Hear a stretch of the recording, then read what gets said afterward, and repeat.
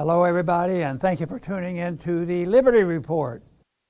With us today is Daniel McAdams, our co-host. Daniel, good to see you this morning. Good morning, Dr. Paul. How are you this morning? Doing well, thank Good. you. Lots Good. of news, lots of news. We always want to improve the country, too. That's right, patriotic. The country, probably, there's a lot of good things in our country, and there are some people who like to separate the people in the country from the government. Yeah. And I think we talk more about the sickness in the government, but that's where the people seem to be, some of the bad people seem to be motivated to get into the government because they like power and they like to use power against others, including those who are promoting the cause of liberty. But there's a poll out. Now, this is an interesting poll. CNN a poll. We figure, well, they're going to doctor things up and make Biden look okay. Yeah. You know, doesn't happen. And the big question here, I've looked at this, they went, it's very thorough. Yeah. A lot of statistics. Everything is the worst ever and this kind of stuff. And it wouldn't be very encouraging to Biden, but of course he might not be aware of it. But the Democrat Party is much aware of it. And they're in trouble. When I looked at this and the thought that came to my mind was they're really working hard to prepare to dump this guy. Yeah. I mean, or handle the transition. Because there's something very strange going on.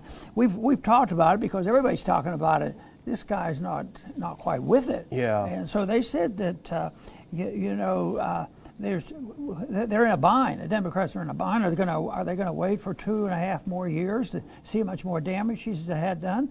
You know, they had a similar thing go on in 1974. You know, with Nixon. Yeah. So they had to maneuver. The establishment had to maneuver. They had to get rid of the vice president and then get an appointment. That's how we got Rockefeller as vice president for a year. They had to do a lot of planning. Then they could go after Nixon, and he was a bad guy. He lied and stuff like that.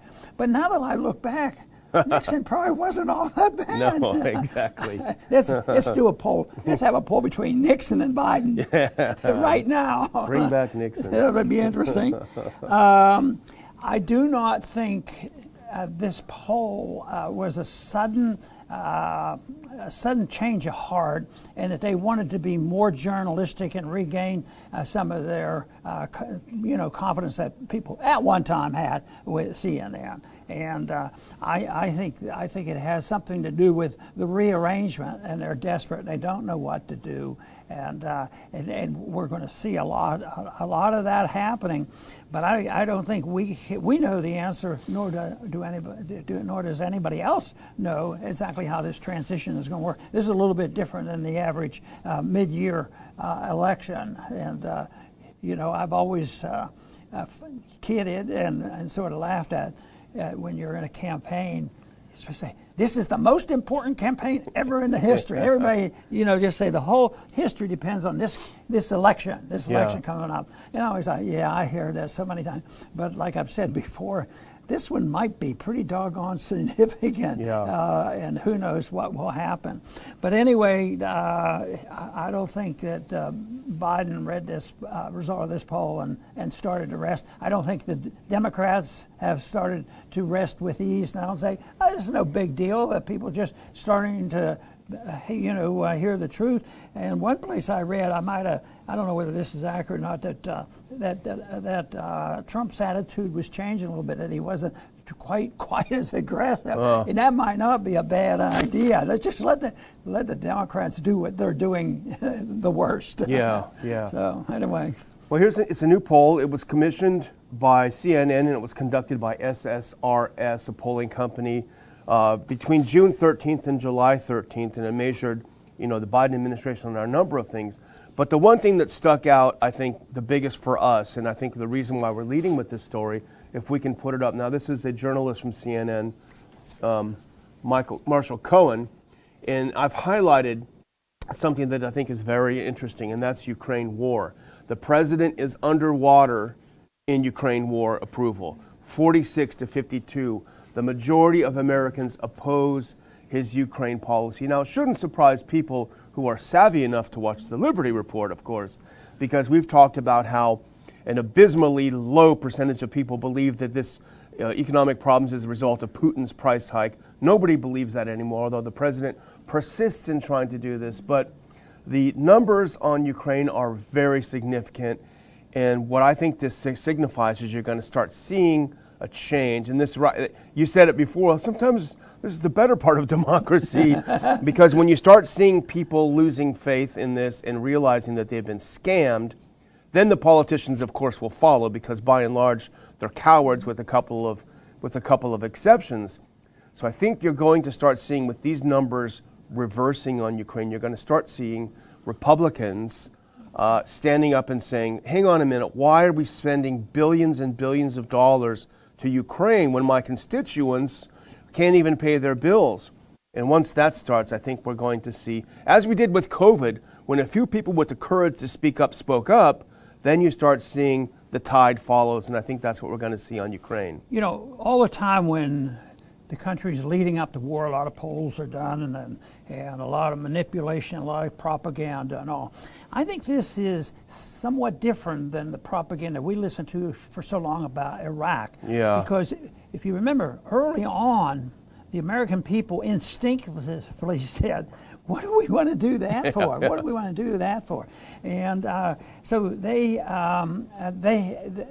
were negative. But after about a year of all that stuff, you know, all the propagandists and all the knowledgeable people said, well, we had to go to war. This guy was going to drop a nuke on us, and so we had to do that.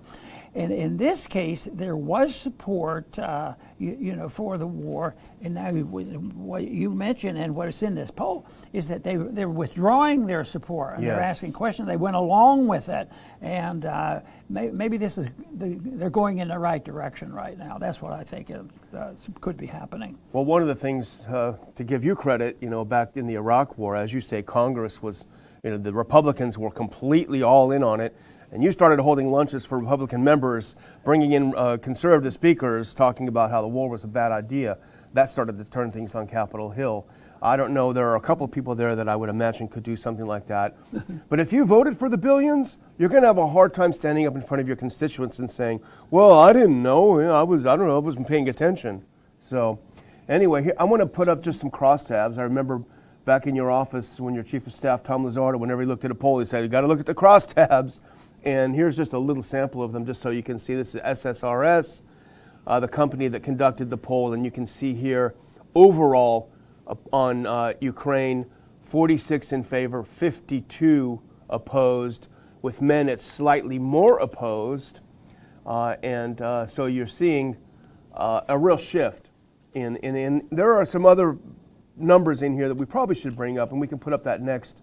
This is a CNN article that just came out about the poll. And it talks about summer of 22 as a season of deepening and widespread discontent. Yeah, we agree with that. But it says Biden's approval rating in the poll stands at 38%, with 62% disapproving. His approval ratings for handling the economy, 30%, or his approval ratings for the economy, 30%, and inflation, 25%, are notably lower. So only 25% of Americans think he's doing an okay job with the economy. Yeah, and that's very deceptive, because I see in here it shows that the people one time are supportive, and then their attitudes change, and they give that credit to the president. And what happens sometimes is, this happened, you know, in the 7 and 8, is they inflated.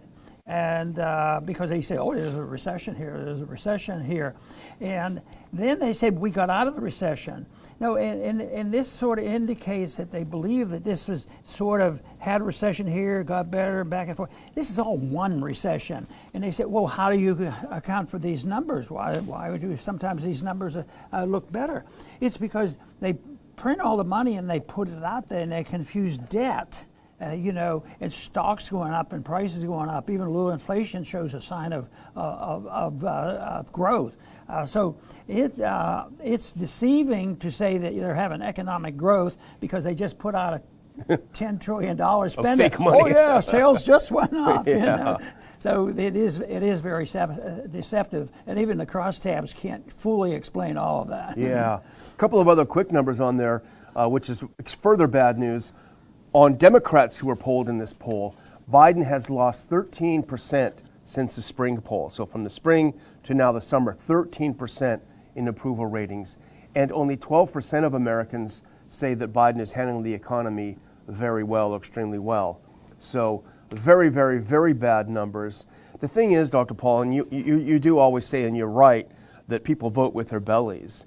And there's just something, you probably can explain it better than me, there's something psychologically terrifying about inflation. Because we all know what our salaries are, what our paychecks are. And when you start going to the store, and I pay a lot of attention to it, and you start seeing prices rising like this, just something about it psychologically, you start feeling insecure and unsettled and worried. You know, at least I do. Maybe most Americans feel that way. I think this is a reflection of a lie. See, the whole principle of inflation, how it's explained, is a big lie.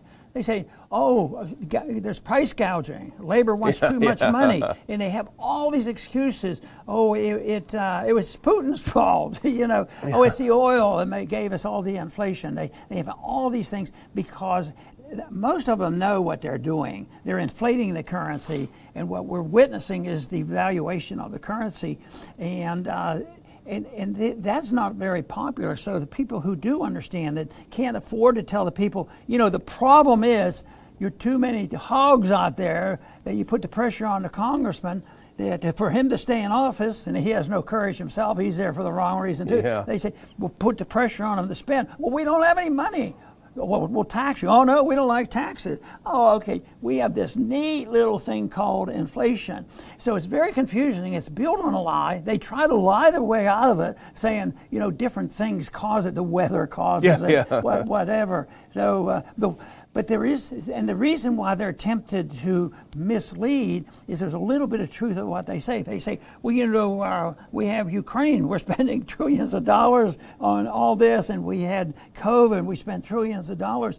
And that is, that it does influence inflation, but it isn't the inflation. The inflation comes when they passed out, you know, at the beginning of COVID, they were passing out checks like crazy. Exactly. And then, so they had to do something. They blamed that on it, but the inflation comes into the connection. And I think the truth would help people understand this. The truth is that these things, it's a partial truth, it's a half truth, and they're deceiving you with it because they don't want you to think of the real problem, and that is the political and the special interest control of the monetary system and the monopoly control of the financial system, which is huge. It's the biggest system that ever existed in mankind, which is the dollar reserve standard, and the way the empire was built around that. And they have a right to be scared. Yeah. And then when they hear the people who built this up and lied and promised all these things, if people voted for all this stuff, oh, I'm going to be well off, they're going to do this for me, and there's always going to be food stamps forever and free medical care and wonderful government education. Yeah. We can borrow all this money and probably they'll never collect it. You know, they don't have to pay back. So finally the lies catch up to them. And that is why I think we're in the crisis, is because they haven't been offered, a bit of truth. And I think people can handle it if they're told, but once they hear all this nonsense, they know somebody's lying about it. And I think a little bit of truth could be a big help to understanding what's happening. Yeah, absolutely. Well, I think another reason why the American people are pretty sour on Biden's Ukraine policy is because it's insane. It's crazy. And here is a classic example of how the entire Biden Ukraine policy has been one giant own goal, you know, literally shooting yourself in the head. Put up this next one. I caught this from Reuters, of all places, this morning.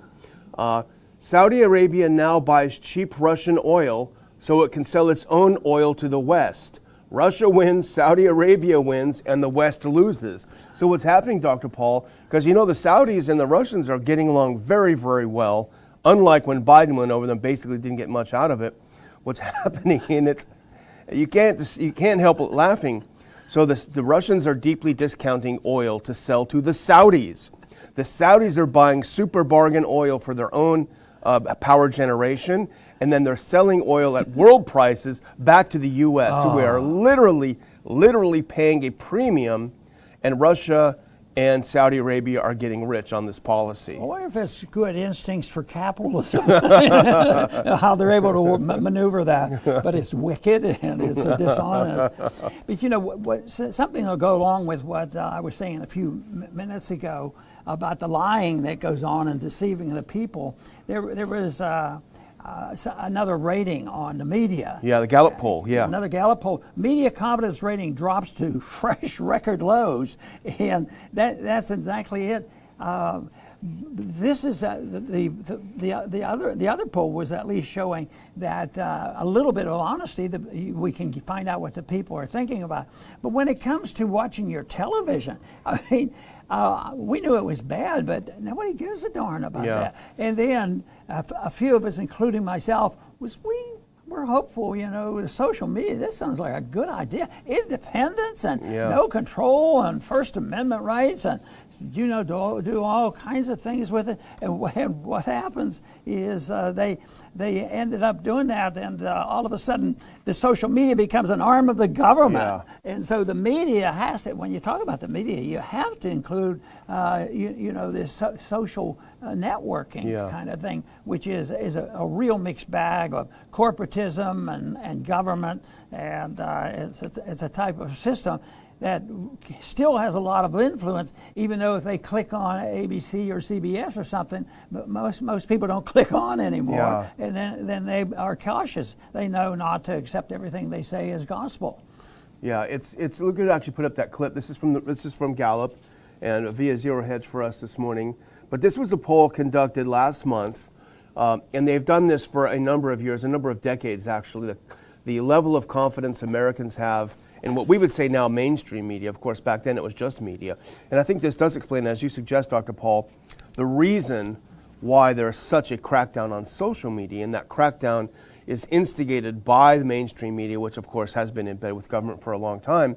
And we also know, thanks to people like Alan McLeod, who's written a lot about this, that the social media is now chock full of ex-CIA and ex-FBI people. So let's look at these numbers from the Gallup poll, and this is a very dramatic graph, Dr. Paul, of Americans' confidence in newspapers and television news. And you see a steady decline from the late 70s, but if you look more recently, there is a precipitous decline from, I would say, interestingly enough, about 2020 and accelerating through 2022. You think, well, what could have happened back then that really accelerated America's distrust in the media? Well, 2 years of lying to us about COVID, I would put out as Exhibit A for this result, you know. And it's, you know, again, you're the positive guy, I'm the negative, I'm the pessimist. But when I look at that, I do feel a little bit encouraged to see that Americans are getting it, and they know they're being lied to, and they're not happy about it. And the media is very cooperative when there's a little bit of fudging you have to do and lying you have to do about the judicial system. People are really disgusted with the judicial system, where you can't even have a discussion about, like if you say, I think people have a right to vote, that's the best we can do right now, but we ought to know if they're a citizen, and we ought to know where they live. You know, they ought to have an identification. That's treason. It's hateful. That's treason. Hateful. Why? You can't do that at all. But the judicial system, just think of all this nonsense that's been going on for a couple of years on the January 6th trial. Yeah. You know, the trial of the century. Yeah. Insurrection. And there's no defense. Nobody's representing the defense of hundreds of people who have been in prison, and nobody, and the media just you know, the media that probably hasn't reflected in the CNN poll yet. But no, it's reflected, and the people go along with that. But it becomes very partisan, because there are people who say, and it is partisan too. It's very dishonest. It's the misuse of justice and misuse of the CIA and the FBI. And I've always been fascinated. This is not brand new. I've been fascinated with what the support was for the lone gunman that killed Kennedy. Probably 90% of the people or more probably believed that the first week or two, and then it just gradually eroded. And now nobody believes that.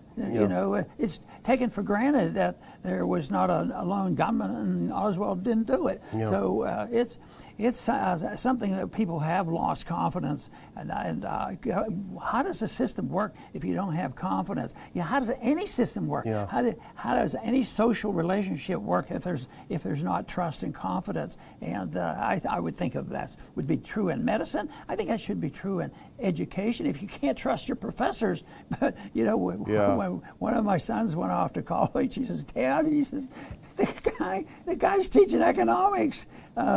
He's a communist, and he writes about it, and it was shocking. And I'm paying his bills too. What a shame. It's well. Here's one good thing, though. It gives me a little bit more faith in the American people as well. And this is from that same Gallup article about the poll. If we can put it up, Dr. Paul, I think you're probably going to agree with this. Television, news, and newspapers rank nearly at the bottom of that list of institutions, with only Congress garnering less confidence from the public than TV news. So, with a couple of exceptions, we definitely will agree with that. Yeah, so that's for sure. Give them some credit. And it's good that people are skeptical, but it still doesn't come up with. It's sort of they get skeptical and they know there's something about inflation and they want something done, but they don't get the full picture. So they're not arguing for biting the bullet and doing and believing that private property and freedom and less taxes is an answer to a lot of those economic problems. So they don't want to hear about that. But I expressed a surprise one time during my campaigning. I said, I talk about these things, even though you give me a little credit, I try to be positive at the end. But I would give the first 45 minutes to say this is. People are, especially on the campuses, you're inheriting a mess. And but very often the students would come up and talk to me and say, "Well, I like what you say because you're optimistic." Because I tried to and still try to get the truth out and know what the problem is, and that is sort of a type of thing that I would want to do in medicine. Tell you what's wrong and what you have to do, and I think telling the truth is sure a powerful weapon. Yeah, it is. Well, you asked what happens to society that completely loses confidence in its institutions, and I would say 1989 is what happens. The collapse of the USSR, and it was sclerotic for a couple of decades before it finally collapsed. You had people in office like Chernenko who basically were brain dead, like some presidents we may or may not have right now. So I think that's exactly what does happen. Well, let's move on to a little bit better news story as well. And this is from our good friends over at antiwar.com. Mexican president, we've been following President Lopez Obrador for a while. He is, I believe, in the category, in my opinion, of an honest left-leaning leader, a populist leftist. And he's said some great things about a lot of things that our colleague Adam Dick has written about. His very good approach to the marijuana situation, decriminalization, but he's also been particularly good on Julian Assange. And this is from yesterday's antiwar.com. Mexican president renews offer to grant asylum to Julian Assange in a letter to Biden. He sent a letter to the president saying, we'll take him here, we'll give him asylum. Let's just end this nonsense. And you know who he made that offer to for the first person? Trump. He made the offer to Trump, but Trump didn't bite. He wasn't willing to do it. No, that is so tragic because they're talking about, a death sentence is what they're talking about. And what is interesting? What he actually did was publish the material that Chelsea Manning. Really bad stuff that we were doing in the military. So the American people deserve to know this. But isn't it interesting that she was better treated than So she took the material and gave it to the journalist. Yeah. The journalist shouldn't have to go to jail. Neither should she. Yeah. She should be cited as a hero. Yeah. For telling the truth. Yeah. But no, that didn't happen, and yet she was treated more fairly by Obama. Yeah, that's true. Well, from that clip that I just had, it was a couple of quotes from Obrador. He explained that Assange, this is his letter to Biden, he said, Assange did not cause anyone's death, did not violate any human rights. He exercised his freedom, and arresting him would mean a permanent affront to freedom of expression. We always like to pat ourselves on the back for all of our faith in democracy and the institutions, but here it's clearly that the president of Mexico understands a lot more about freedom than the majority of American politicians. I was daydreaming and thinking about a theoretical vote. If I'd have to cast it, I'd have to think twice. I'd probably have to confer with my advisors. And that was, he's saying that if they put him away, it's a death sentence. Yeah. And he says, therefore, we should start the movement to dismantle the Statue of Liberty. And I thought, boy, well, that might be great symbolism and all, but it would be, what if it was a vote like that?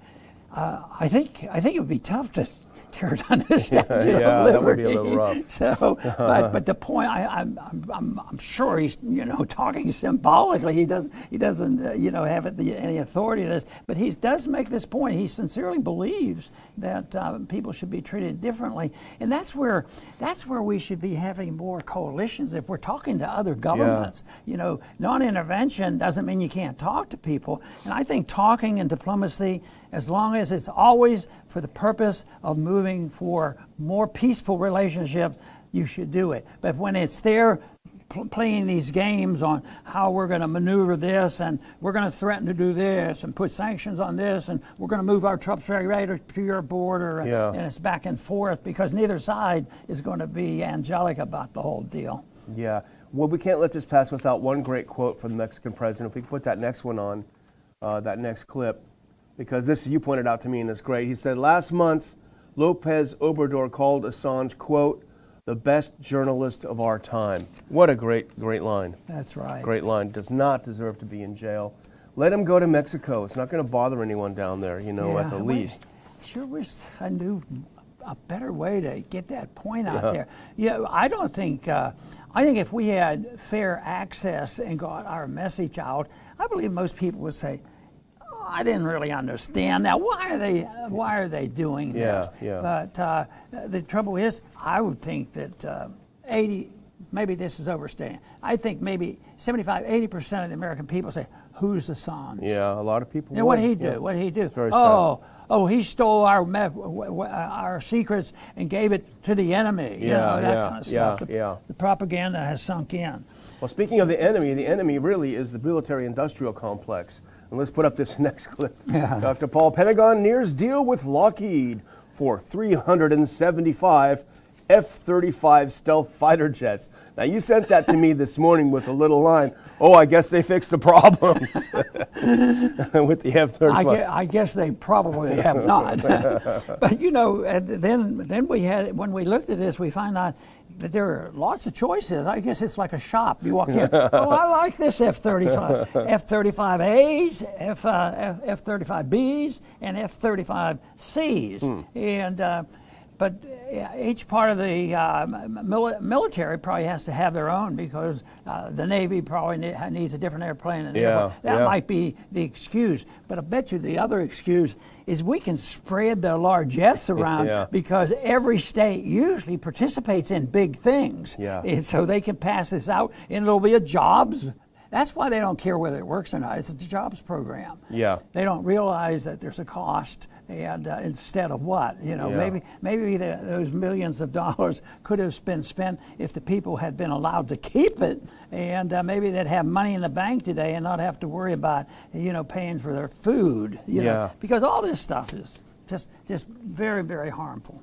In a more fair world, we'd be hearing people like Winslow Wheeler and our friend Chuck Spinney talking about, a lot more people would be hearing about, for years they've been writing about what the F-35 is and what a disaster it is. Well, here's a tweet from Zero Hedge about it, because we need to talk money. Dr. Paul, we need to talk money. Pentagon and Lockheed near approximately $30 billion deal for 375 more F-35 fighter jets. 30 billion here, 30 billion there, maybe another 30 billion to Ukraine. Starts to add up. Now, the plane has a few questions. Yeah, a couple. What's going to happen if somebody pays real money for this? Saudi sends us a couple bucks. Yeah.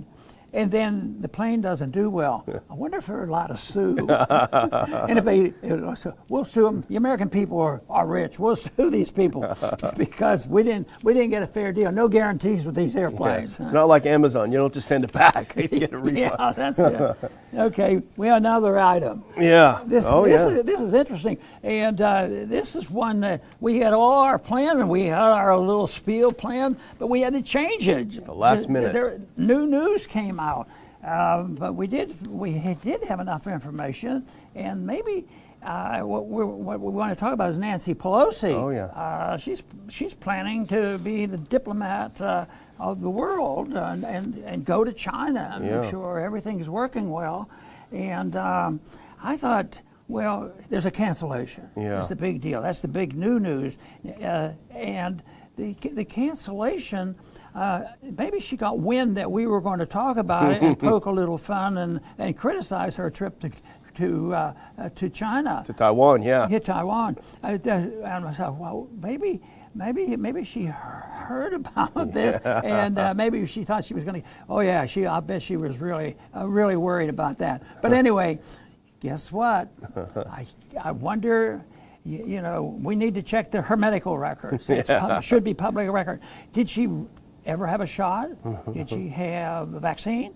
Did she have any boosters? Did she take her vitamins? You know, because she came down with a positive test. Uh-oh. So I don't know. Maybe she doesn't like Dr. Fauci, and maybe they're not friends, and she didn't follow the regulations because there's a lot of rules and regulations, you know, what to do. But I don't even think she followed the regulations when it was hot and heavy. She skipped all the regulations anyway. She went on her own and did whatever she cared about. But this whole idea about her going to Taiwan, and my comment on here was, I feel a lot better now that I know she's going. But it's dangerous what she's doing. I mean, this is stern. It wouldn't fit my qualifications. That yes, it's okay to talk to people. Of course, I'd probably not. Go flying around the world. Yeah. Talk to people. She could talk to them. Zoom. But to talk to them with the goal as being, you know, better friends and more trade and cooperation. Talking about how you can provide the maximum amount of liberty for the individual because of its tremendous benefits. Yeah. You know, but tremendous benefits for the people always encroach on the power of the government. Yeah. And that's our problem. There's Pelosi for you. You know? I'm old enough to remember when Biden said, if you take these shots, you're not going to get COVID. Oh. No one says that anymore. He That's needs funny. sued. Yeah, he does. For lying to us. Well, I'm going to close with, again, a reminder for our young people out there, and not so young people. You can go back to school at any time, but apply today to be a 2022 Ron Paul Scholar. We've got Jacob Hornberger going to give a lecture on Non-Interventionism 101. It's going to be a great day. The day before the Ron Paul Institute DC conference, the scholars will attend the DC conference. They'll have their hotel taken care of, and they will have a bit of a scholarship to cover their costs of attending. So it's going to be a great event. So go to ronpaulinstitute.org, and you'll find the easy application, link to an easy application to join us in September, early September, Labor Day weekend. And also get your tickets. We're about halfway sold out for the tickets for Anatomy of a Police State, and we're seeing it all around us. September 3rd, 2022, Weston, Washington Dulles Airport. Get your tickets while they are still at an early bird discount. And we're looking forward to that one, aren't we, Dr. Paul? Very good. Yeah. I'm going to close by just restating very briefly, you know, our first item that we brought up, and that had to do with the CNN poll, which showed that our country's in bad shape, and it's verified by it getting worse. And the Democrats know about it because it was very much aimed at the Democrats and how poorly they're doing. And so it's really bad news for the country on the short run, but maybe good news on the long run, because it tells you that we better do something, and maybe it's going to happen in the next year, but we still have a long way to go, because there was even a couple things I mentioned today where our problems are bipartisan, whether it's spending, those F-35s. How many Republicans are going to fight the F-35?